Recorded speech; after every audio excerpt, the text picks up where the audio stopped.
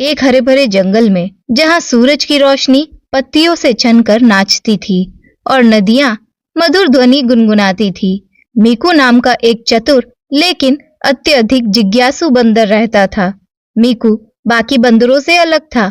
जहां दूसरे बंदर अपना दिन डालियों पर झूलते, फूल खाते और खेलते हुए बिताते थे, वहीं मीकू हर बात को समझना चाहता था।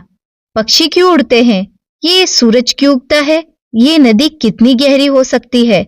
उसके मन में हर चीज को लेकर सवाल होता था और जब तक उसे उत्तर नहीं मिल जाता था, वह चैन से नहीं बैठता था। एक सुबह मीकू एक ऊंची शाखा पर बैठा आसमान को निहार रहा था। मुझे आश्चर्य होता है, उसने अपनी ठुड्डी खुजाते हुए जोर से कहा। ये आकाश कितना विशाल है। तभी एक बुद्धिमान बूढ़ा कछुआ जो धीरे धीरे नीचे चल रहा था, उसने मीकू की बात सुनी और खिलखिलाकर हंसा। कुछ चीजों को नापा नहीं जा सकता मीकू। लेकिन मीकू को यकीन नहीं हुआ। हर चीज को मापा जा सकता है, मुझे बस सही तरीका चाहिए। और इस तरह उसका विचित्र मिशन शुरू हुआ। सबसे पहले मीकू एक तोते के पास गया और कहा, तुम ऊंची उड़ान भरो और मुझे बताओ कि ये आकाश कितना बड़ा है। तोते ने गर्व से अपने पंख फड़फड़ाए।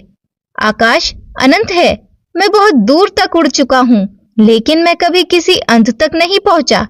मीकू ने भौहें चढ़ाते हुए कहा। ये कोई जवाब नहीं है। इसके बाद वो खरगोश के पास गया और पूछा, तुम तेज दौड़ते हो ना? शायद तुमने आसमान का अंत देखा हो। खरगोश ने अपने नाक मटकाते हुए कहा, मैंने कई खेतों में दौड़ लगाई है, लेकिन आसमान हर जगह मेरे पीछा करता है। मीकू निराश हो गया। बेकार जवाब। दृढ़ निश्चय के साथ मीकू ने एक योजना बनाई। मैं स्वयं आकाश को मापूंगा। उसने लंबी लंबी लताएं इकट्ठा की और उन्हें आपस में बांधकर जंगल की सबसे लंबी रस्सी बनाई। जानवर उसकी चारों ओर जमा हो गए, फुसफुसाते और खिलखिलाते हुए। वह क्या कर रहा है? एक हिरन ने पूछा। आसमान को पकड़ने की कोशिश कर रहा है, एक गिलहरी ने हंसते हुए कहा। मीकू ने उनको अनदेखा कर दिया और वो सबसे ऊंचे पेड़ पर चढ़ गया। बेल का एक सिरा बांधा और बाकी हिस्सा ऊपर की ओर फेंक दिया। रस्सी वापस नीचे गिर गई। उसने फिर कोशिश की और फिर हर बार रस्सी कम पड़ जाती और मीकू की निराशा बढ़ती जाती। दिन बीतते गए। मीकू ने खेलना कूदना भी बंद कर दिया, ठीक से खाना पीना छोड़ दिया और उसका सारा ध्यान अपने मिशन पर केंद्रित कर दिया। उसके दोस्त चिंतित होने लगे। एक शाम जब सूरज ने आसमान को नारंगी रंग से रंग दिया, उस दिन वहां बूढ़ा कछुआ फिर उसके पास आया। मीकू, कछुए ने धीरे से कहा, तुम थके हुए लग रहे हो। मैं अब रुक नहीं सकता, मीकू ने जवाब दिया। मुझे आकाश को मापना है, मुझे जानना ही है। कछुए ने शांत भाव से मुस्कुराते हुए कहा, लेकिन क्यों? मीकू रुक गया। इससे पहले किसी ने उससे यह सवाल नहीं पूछा था। मुझे नहीं पता, उसने स्वीकार किया। मैं बस सब कुछ समझना चाहता हूँ। कछुए ने सिर हिलाया। जिज्ञासा एक वरदान है, लेकिन अर्थहीन उत्तरों की खोज में हम उन चीजों को भूल सकते हैं जो वास्तव में मायने रखती है। मीकू ने चारों ओर देखा। उसके दोस्त पास ही खेल रहे थे और हंस रहे थे। हवा बहुत कोमल थी। खूबसूरत रंगों से जगमगाता आकाश उसके ऊपर अनंत तक फैला हुआ था।